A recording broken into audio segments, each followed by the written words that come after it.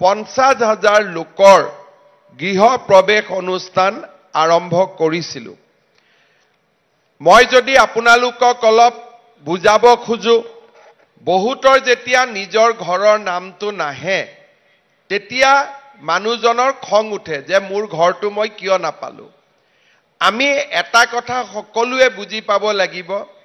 যে এবাৰতে প্ৰধানমন্ত্ৰী ডাঙৰীয়াই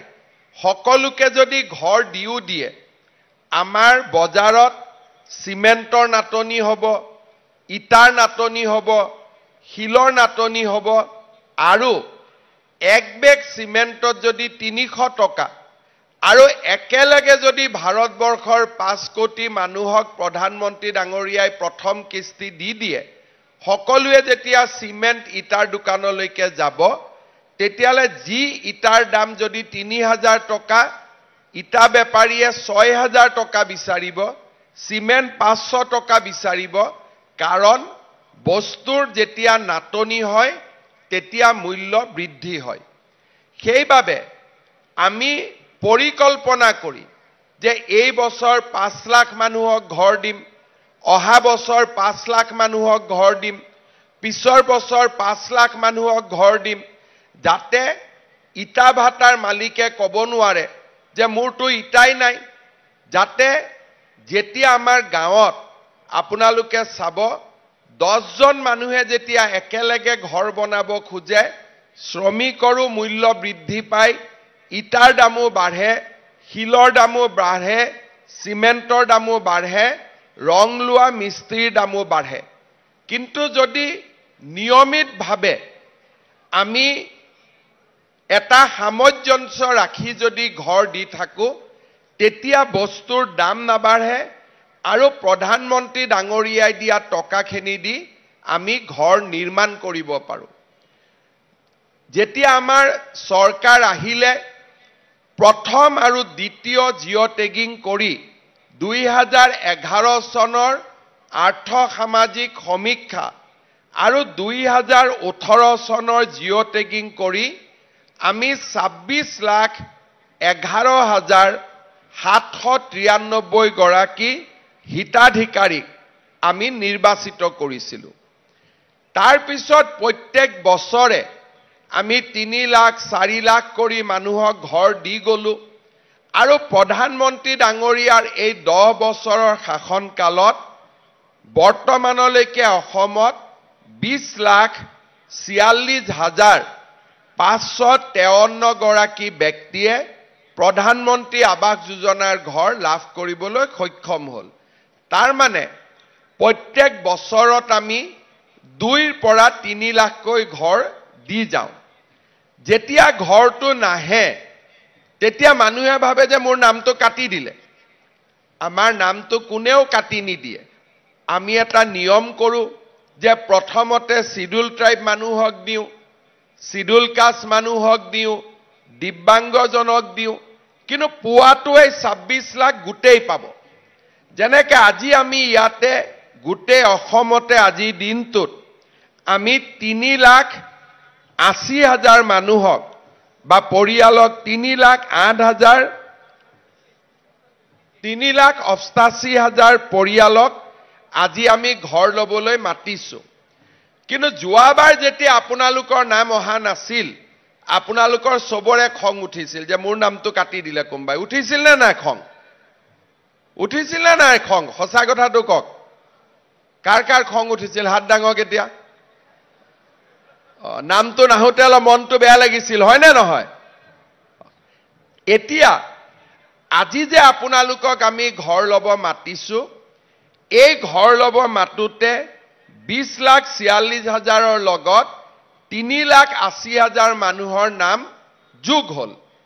কিন্তু আৰু 3,80,000 মানুহক আজি আমি মতা নাই। এটা তেওঁলোকৰো খং উঠি থাকিব যে আমাৰ নামটো কোনোবাই কাটি দিলে, কিন্তু কোনেও কাটি দিয়া নাই। একেলগে আমি 6 লাখ মানুহক এই কাৰণে ঘৰ দিয়া নাই, তেতিয়ালে বজাৰত যিমান ইটাৰ দাম বাঢ়িব, সিমেন্টৰ দাম বাঢ়িব, আমি কোনেও ঘৰ বনাব নোৱাৰিম। সেই কাৰণে আজি আমি আপোনালোকক 3,80,000 মানুহক মাতি ঘৰ দিছোঁ, আৰু অহা বছৰ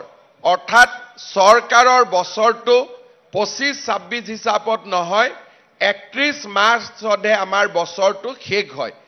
তাৰ মানে এপ্ৰিলৰ পিছত আৰু সেপ্টেম্বৰ মাহৰ ভিতৰত বা অক্টোবৰ মাহৰ ভিতৰত আমি অসমত এনেকৈ আজি যিবিলাকে আমাক বেয়া পাই আছে নমতাৰ কাৰণে তেনেকুৱা 3,80,000 মানুহক মাতি আনি আমি আকৌ ঘৰ দিম আৰু তেতিয়া আমাৰ অসমত ঘৰ পোৱা মানুহৰ সংখ্যা হ'ব 26,11,793টা কিন্তু এই দুইটা এই বছৰ 3,80,000 ঘৰ দিলো অহা বছৰ 3,80,000 ঘৰ দিলো কিন্তু তাৰ পিছতো আমাৰ অসমত আৰু 10-12 লাখ পৰিয়াল থাকি যাব যোনে ঘৰ পাব পৰা নাই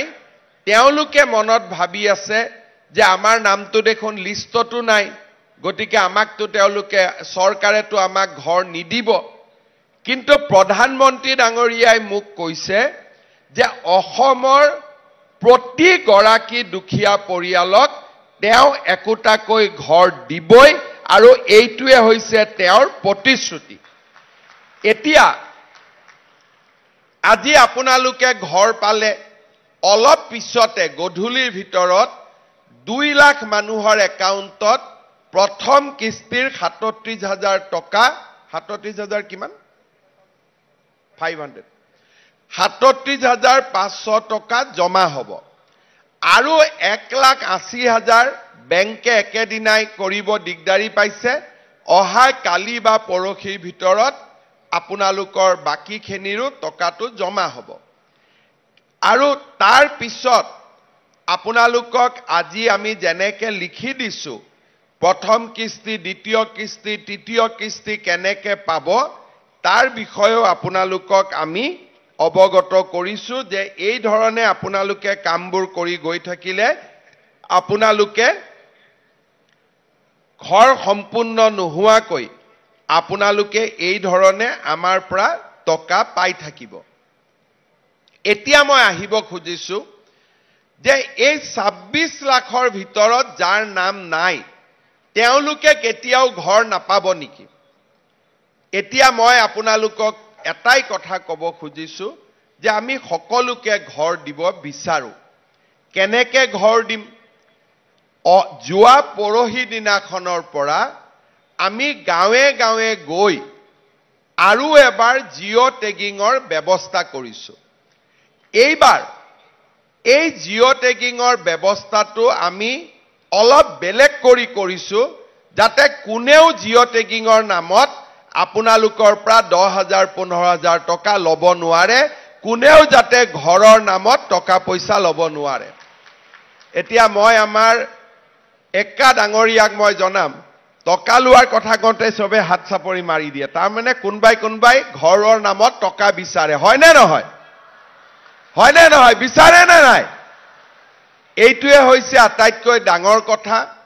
আপোনালোকক এইবাৰ আমি এটা WhatsApp নম্বৰ দিম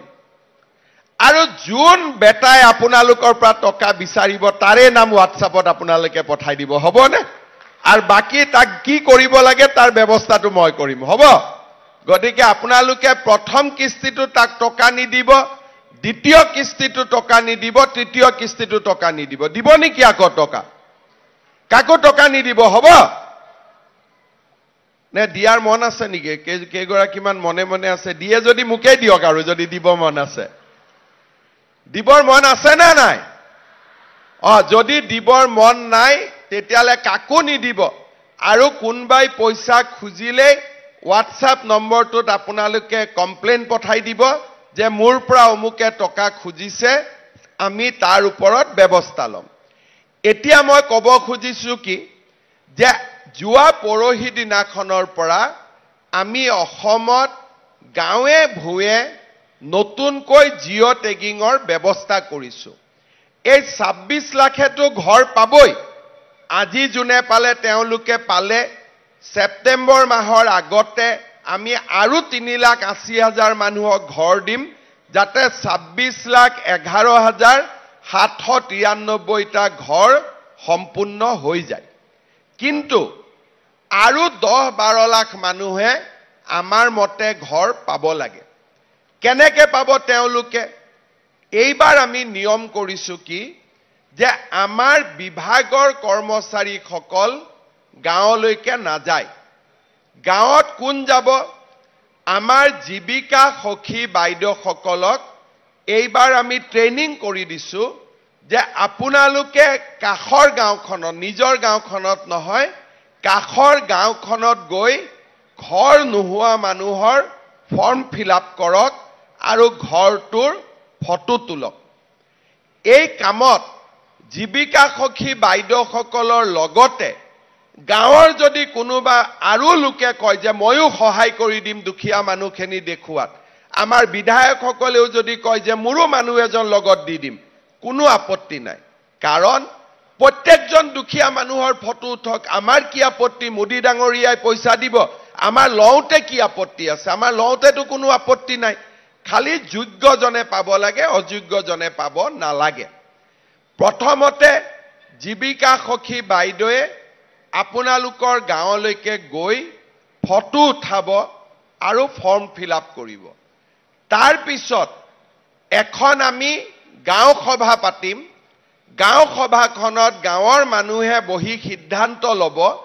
যে এওঁৰ ঘৰটো পাকা গতিকে এওঁৰ ঘৰৰ নামটো যদি আমি দি দিওঁ পিছত আমাৰ গাঁওখনৰ নামটো বদনামী হ'ব গতিকে হসা দুখীয়া দৰিদ্ৰ মানুহখিনিৰ নাম গাঁও সভাই নিৰ্ধাৰণ কৰি দিব প্ৰথমতে জীৱিকা সখী বাইদেউসকলে ফটো তুলিব আৰু ফৰ্ম ফিলআপ কৰিব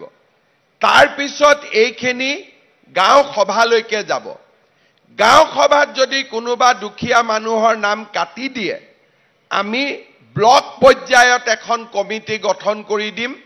ব্লক পৰ্যায়ৰ কমিটিত তাৰ আকৌ এবাৰ বিবেচনা হ'ব তৃতীয়বাৰ জিলা পৰ্যায়ত গৈ তাৰো বিবেচনা হ'ব এতিয়া কোনোবাই যদি গাঁও সভাটো নামটো নুখুমালে জীৱিকা সখী বাইদেউ মোৰ ঘৰলৈকে নগল আৰু জিলা পৰ্যায়তো মোৰ নামটো নুখুমালে এইবাৰ আমি আৰু এটা নিয়ম কৰিছো যে নিজৰ ঘৰৰ ফটোটো নিজে উঠাইও পোৰ্টেলত দি দিব পাৰিব তাৰ মানে আমি কোনো মানুহৰ আমাক সহায় নালাগে যদি মই ভাবো যে মোক অন্যায় কৰা হৈছে মোৰ ঘৰৰ ফটোটো তুলি মই নিজে আপলোড বা পোৰ্টেলত উঠাই দিব পাৰো তাৰো কোনটো পোৰ্টেলত আমি কেনেকৈ উঠাই দিব পাৰো তাৰ বিষয়েও চৰকাৰে বাতৰি কাকত আৰু টিভিত বিজ্ঞাপনৰ ব্যৱস্থা কৰিছে প্ৰথমতে জীৱিকা সখী বাইদেউসকলে এছেছমেন্ট কৰিব তাৰ পিছত আমি আৰু 10 দিন সময় দিম যত নেকি নিজে নিজৰ ফটো তুলিব পাৰে এতিয়া নিজৰ ফটো তুলুতেতো নিজে টকা ল'ব নোৱাৰে গতিকে এইবাৰ আমি ব্যৱস্থা কৰিছো যে সেলফ লোডিং তাৰ মানে মোৰ ঘৰৰ ফটোটো মই তুলি ময়ে পোৰ্টেলত তুলি দিম গতিকে তেতিয়াতো কোনেও পইচা ল'ব নোৱাৰে কোনোবা দুখীয়া মানুহৰ ঘৰত যদি জীৱিকা সখী বাইদেউ যোৱা নাই ফৰ্মখন ফিলআপ কৰা নাই তেতিয়াহলে গাঁৱৰ যিকোনো সংঘৰ ল'ৰা এজনে যিকোনো আমাৰ ডেকা ল'ৰা এজনে দুখীয়া মানুহৰ ঘৰটোৰ ফটো তুলি ফটোটো আপলোড কৰি দিব পাৰিব যোৱা ইলেকশ্যনৰ সময়ত যদি আপোনালোকৰ মনত আছে মই প্ৰত্যেকখন ইলেকশ্যনৰ মিটিংতে কৈছিলো যে এতিয়াৰ পৰা জিআৰএছক নালাগে গাঁও পঞ্চায়তৰ সেক্ৰেটাৰী নালাগে যাক ঘৰ লাগে সি নিজে জিঅ' টেগিং কৰিব পাৰিব আৰু এই ইলেকশ্যনৰ সময়ত দিয়া প্ৰতিশ্ৰুতিটো আমি পালন কৰি এইবাৰ প্ৰথম জীৱিকা সখী বাইদেউ আৰু দ্বিতীয়তে জীৱিকা সখী বাইদেউ যদি আমাৰ ঘৰলৈকে নাযায় নিজৰ সেলফ নিজৰ ফটো নিজে তুলি আমি এই ফটোটো পোৰ্টেলত দিব পাৰিম ইয়াৰ পিছত পোৰ্টেলত যেতিয়া আপোনালোকে ফটো দিব কোনটো কেঁচা ঘৰ কোনটো পকী ঘৰ বাকি যিখিনি প্ৰশ্ন আছে যে কৃষি মাটি কিমান, চৰকাৰী কৰ্মচাৰী ঘৰত আছে নেকি, এই গোটেই প্ৰশ্নবিলাকৰ লগত মিলাই আমি জিলাত এখন হিতাধিকাৰীৰ তালিকা নিৰ্বাচন কৰিম আৰু লাষ্টত একেবাৰে শেষত আমাৰ চৰকাৰৰ কৰ্মচাৰীসকলে গৈ আপোনালোকৰ ঘৰটোৰ ফাইনেলি যি লেটিচিউড লগ্নিটিউড যি লাগে এই গোটেইবিলাক লৈ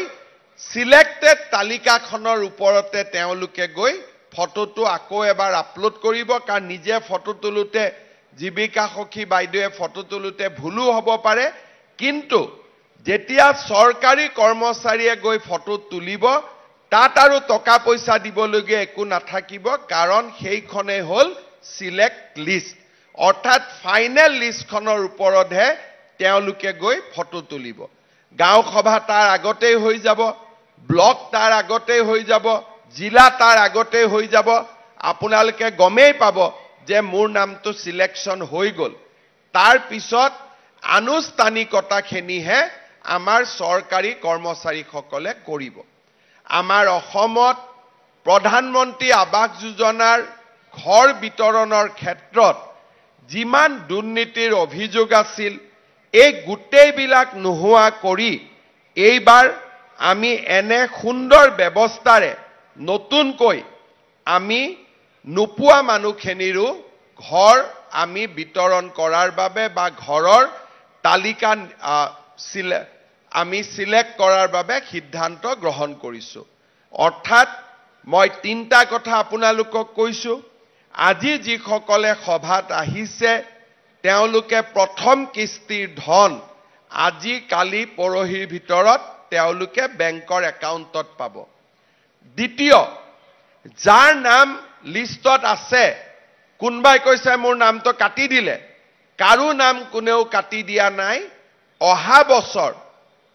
অৰ্থাৎ এপ্ৰিলৰ পৰা অহা বছৰ বুলি ক'লে 2026 নহয় 2025 চনৰ ভিতৰতে আমি বাকি 3,80,000 মানুহকো আমি ঘৰ দিয়াৰ ব্যৱস্থা কৰিম আৰু যাৰ ঘৰ নাই কোনো লিষ্টত নাই তেওঁলোকৰ বাবে মই কোৱা পদ্ধতিটোৰে জীৱিকা সখী বাইদেউসকলৰ জৰিয়তে আমি জিঅ' টেগিঙৰ ব্যৱস্থা কৰিম আজি আপোনালোকে মিটিঙৰ পৰা যাব যিবিলাকে ঘৰ পোৱা নাই তেওঁলোকে আপোনালোকক অলপমান হিংসা কৰিব যে এওঁলোকে পালে আমাক নাপালে আপোনালোকে তেওঁলোকক বুজাই দিব যে কোনো হিংসা কৰিবলগীয়া নাই মুখ্যমন্ত্ৰী ডাঙৰীয়াই কৈছে যে নোপোৱাবিলাকৰো আমি সমীক্ষা আৰম্ভ কৰিছো আমাৰ গাঁৱৰ প্ৰত্যেক গৰাকী দুখীয়া মানুহক নৰেন্দ্ৰ মোদীয়ে ঘৰ দিবই এইটোৱে হৈছে আমাৰ সংকল্প আৰু আপোনালোকৰ কোনোবা গাঁৱত খুৰাৰ ল'ৰা থাকিব খুৰাৰ ছোৱালী থাকিব কোনোবা গাঁৱৰ ভাগী থাকিব কোনো আত্মীয় স্বজন থাকিব যোনে দুখীয়া মানুহ হোৱা সত্ত্বেও ঘৰ পোৱা নাই তেওঁলোকক আপোনালোকে এই নিয়মখিনি বুজাই দিব মই যিখিনি এতিয়া আপোনালোকক বুজাই কলো পাৰিব নে নাই বুজাই কব পাৰিব কোনে কোনে পাৰিব হাত ডাঙক আচ্ছা সবেই পাৰিব তেতিয়া আৰু আপোনালোকক কোনেও আজি বেয়া নাপায় আৰু আপোনালোকে যদি কাবাক ভুলতে ঘৰৰ নামত পইচা দিছে সেইখিনিও আপোনালোকে খুজি ল'ব পাৰিব নে নাই খুজিবৰ কাৰণে কোনে কোনে পাৰিব হাত ডাঙকচোন আচ্ছা কোনে কোনে পইচা দিছে প্ৰথম এইটো হাত ডাঙক কিমানে দিছে হাত ডাঙক একো ভয় কৰিবলগীয়া নাই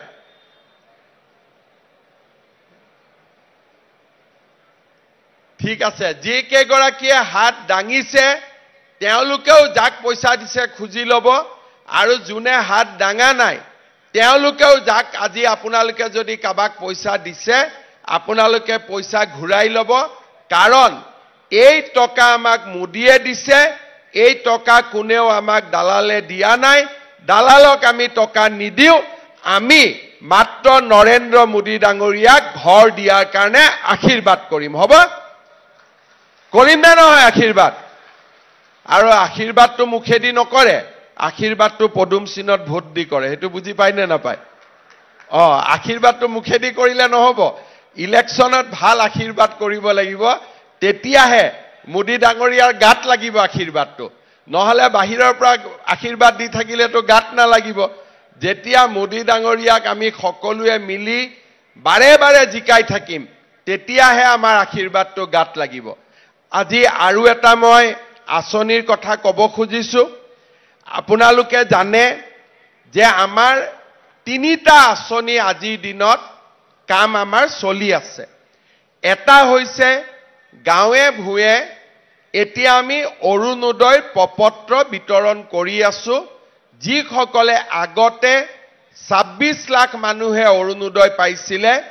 এতিয়া আমাৰ অৰুণোদয় প্ৰায় 37 লাখ মানুহে পাব কিছুমানে হয়তো এতিয়া আৰু দুখীয়া মানুহ কিছুমানে অৰুণোদয় ফৰ্ম গৈ পোৱা নাই মই তেওঁলোককো এইটো কথা ক'ব খুজিছো যে এইবাৰৰ ফৰ্ম ফিলআপ খিনি হৈ যোৱাৰ পিছত সেপ্টেম্বৰ মাহত বাদ পৰি যোৱা আৰু 3 লাখ 4 লাখ মানুহক আমি অৰুণোদয় দিয়াৰ ব্যৱস্থা কৰিম অৰ্থাৎ মোৰ লক্ষ্য হ'ল যাতে দুখীয়া মানুহ অৰুণোদয়ৰ পৰা বাদ পৰি নাযায় সেইবাবে আপোনালোকে আজি আমি যি অৰুণোদয় ফৰ্ম ফিলআপ কৰি আছো আপোনালোকে সোনকালে ভাল কৰি ফৰ্মখিনি ফিলআপ কৰি দিব যাতে আমি অৰুণোদয় হিতাধিকাৰী হিচাপে আপোনালোকক নিৰ্বাচিত কৰিব পাৰো তৃতীয়তে আপোনালোকে এবাৰ জানি ভাল পাব আপোনালোকৰ কাৰ কাৰ ঘৰত ৰেচন কাৰ্ড আছে হাত উঠাওকচোন আচ্ছা সবৰ ঘৰতে ৰেচন কাৰ্ড আছে ইমান দিনে আমি ৰেচন কাৰ্ডত মাত্ৰ চাউল দিছিলো এইবাৰৰ পৰা অহা 1 অক্টোবৰৰ পৰা আপোনালোকে ৰেচন কাৰ্ডত দালি বজাৰতকৈ 25 টকা কম দামত আপোনালোকে 1 কেজি দালি কিনিব পাৰিব অৰ্থাৎ বজাৰত যদি দালিৰ দাম 100 টকা আপোনালোকে ৰেচনৰ দোকানত 75 টকাত দালি কিনিব পাৰিব চেনিও 1 কেজি চেনি আপোনালোকে বজাৰৰ দামতকৈ 25 টকা কম দামত আপোনালোকে 1 কেজি চেনিও কিনিব পাৰিব আৰু নিমখো বজাৰতকৈ 10 টকা দামত আপোনালোকে 1 কেজি নিমখো কিনিব পাৰিব আৰু যাৰ পৰিয়ালত ৰেচন কাৰ্ডত 5 জনতকৈ বেছি নাম আছে তেওঁলোকক আমি 2 কেজি কৈ দালি 2 কেজি কৈ চেনি আৰু 2 কেজি কৈ নিমখ আমি কম দামত দিয়াৰ ব্যৱস্থা কৰিম তাৰ মানে বজাৰতকৈ এতিয়া চাউলটো আপোনালোকে বিনা পইচাত পালে চাউলৰ লগে লগে দালি নিমখ আৰু চেনিও আপোনালোকে বজাৰতকৈ কম দামত আপোনালোকে কিনিব পাৰিব অৰ্থাৎ আমাৰ দুখীয়া মানুহে বজাৰত যদি 100 টকা দালিৰ দাম আপোনালোকে 75 টকাতে কিনিব পাৰিব এই কামটো আমি 1 অক্টোবৰৰ পৰা আৰম্ভ কৰিম ইয়াৰ লগে লগে আমাৰ মহিলাসকলে বিশেষকৈ আত্মসহায়ক গোটৰ বাইদেউসকলে যি 10,000 টকা আঁচনিত ফৰ্ম ফিলআপ কৰিছিল মুখ্যমন্ত্ৰীৰ মহিলা উদ্যমিতা আঁচনি এই আঁচনিখনৰো ধন আমি 1 এপ্ৰিল আজিৰ পৰা 12 দিন পিছৰ পৰা আমি বিলোৱা আৰম্ভ কৰিম 1 এপ্ৰিলত বিহালী সমষ্টিত আমি প্ৰথম 10,000 টকাটো দিয়া আৰম্ভ কৰিম তাৰ পিছত এটা এটাকৈ 126টা সমষ্টিতে আমি এই ধন বিতৰণৰ কাম আমি হাতত লম আৰু যিসকল মহিলাই এই 10,000 টকাটো পোৱাৰ বাবে নিৰ্বাচিত হৈছে তেওঁলোকৰো নাম আমি 1 এপ্ৰিল তাৰিখে ঘোষণা কৰিম ফোন যোগে আপোনালোকক আমি জনাই দিম যে বাইদেউ আপুনি 10,000 টকাটো পাবৰ বাবে আপুনি নিৰ্বাচিত হৈছে এই 10,000 টকাটো পোৱাৰ পিছত যিসকলে এই 10,000 টকাটো ভালকৈ খৰচ কৰিব ভৱিষ্যতে তেওঁলোকক আমি আৰু 25,000 টকা বেংকৰ পৰা 12,500 চৰকাৰৰ পৰা 12,500 টকা দিয়াৰ আমি ব্যৱস্থা কৰিম অৰ্থাৎ 2026 চনত আমি আৰু 25,000 টকা দিয়াৰ ব্যৱস্থা কৰিম খালি শৰ্ত এটাই প্ৰথম 10,000টো আমি কিবা এটা ব্যৱসায়ীৰ নামত তাঁতশালতে কৰিলো মুৰ্গী পুহিলো গাহৰি পুহিলো প্ৰথম 10,000 টকাটো আমি ভাল কামত ব্যৱহাৰ কৰিব লাগিব শ্ৰদ্ধাৰ ৰাইজ আজি আপোনালোকে চিন্তা কৰক আমি বিনামূলীয়াকৈ প্ৰধানমন্ত্ৰী ডাঙৰীয়াই আমাক ঘৰ দিছে বিনামূলীয়াকৈ আমাক চাউল দিছে আমাৰ পৰিয়ালে 1250 টকা অৰুণোদয় আঁচনি লাভ কৰিছে এতিয়া দালিৰ দামো কমিব নিমখৰ দামো কমিব আমাৰ চেনিৰ দামো কমিব আৰু আমি মহিলা উদ্যমিতা হিচাপেও 10,000 টকাকৈ আমি লাভ কৰাটো আৰম্ভ কৰিম ইমান দুখীয়া দৰিদ্ৰ মানুহৰ কাৰণে আমাৰ ৰাজ্যত কোনেও আগতে এনেকে চৰকাৰী আঁচনি হাতত লোৱা নাছিল এই প্ৰথম বিজেপি আৰু মিত্ৰ দল সকলে লগ লাগি চৰকাৰ গঠন কৰাৰ পিছত এনেকৈ আমি নতুন নতুন আঁচনিৰে দুখীয়া মানুহখিনিক সহায় কৰাৰ বাবে চেষ্টা কৰিছো আপোনালোকে আমাক আশীৰ্বাদ দিব আশীৰ্বাদ মানে কি মই আপোনালোকক আগতে বুজাই দিছো যাতে আমি আগলৈ গৈ ইয়াতকৈও বেছি কাম আপোনালোকৰ কাৰণে কৰিব পাৰো আৰু আপোনালোকক আগবঢ়াই লৈ যাব পাৰো আজি আমাৰ এই সভালৈ পলাশবাৰী সমষ্টিৰ পৰা ৰাইজ আহিছে হাজো শুৱালকুছিৰ পৰা ৰাইজ আহিছে আমাৰ বকো সমষ্টিৰ ৰাইজ আহিছে আৰু কামৰূপ জিলাৰ বিভিন্ন সমষ্টিৰ ৰাইজ আজিৰ সভালৈ আহিছে ঠিক সেই ধৰণে আমাৰ অসমৰ প্ৰতিখন জিলা সমজিলা আৰু আমাৰ সমষ্টি ভিত্তিক সভা অনুষ্ঠিত হৈছে আৰু ৰাইজে এই সভাত আমাৰ ভাষণ যাতে শুনিব পাৰে তাৰ বাবেও চৰকাৰে ব্যৱস্থা কৰিছে মই যিহেতু একে সময়তে সকলো সমষ্টিতে যাব নোৱাৰো তাৰ বাবে মই চৰকাৰৰ আঁচনিখিনিৰ বিষয়ে আপোনালোকক পলাশবাৰীৰ পৰাই আপোনালোকক অৱগত কৰিলো নিকা স্বচ্ছ নিযুক্তি নিকা স্বচ্ছ আঁচনি এই গোটেইবিলাকৰ জৰিয়তে আমি অসমত এটা নতুন পৰিৱেশ নিৰ্মাণৰ বাবে দেহে কেহে কাম কৰিছো আপোনালোকে আশীৰ্বাদ দিব আপোনালোকৰ আশীৰ্বাদত আমি যাতে ইয়াতকৈ বেছি কাম আপোনালোকৰ কাৰণে কৰিব পাৰো বহুত বহুত ধন্যবাদ জয় হিন্দ বন্দে মাতৰম মুখ্যমন্ত্ৰী মহোদয়ৰ অগ্ৰগামী ভূমিকাত অসমৰ হাজাৰ হাজাৰ পৰিয়ালে নিৰাপদ বাসস্থান লাভ কৰিছে আমাৰ ৰাজ্যৰ সকলো খণ্ডৰ বিপ্লৱ আপোনাৰ সবল নেতৃত্বৰ প্ৰকৃত প্ৰতিফলন এতিয়া